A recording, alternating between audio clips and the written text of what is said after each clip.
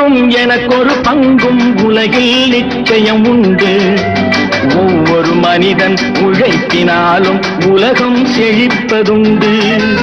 எது வந்தாலும் ஏற்றுக்கொண்டால் துணிவே துணையாய் மாறும். இளையோர் கூட்டம் தலைமை தாங்கும் பூமியே புதிய பூமி. இளையோர் கூட்டம் தலைமை தாங்கும் பூமியே புதிய பூமி. நான் உங்கள் வீட்டு பிள்ளை, இது ஊரறிந்த உண்மை.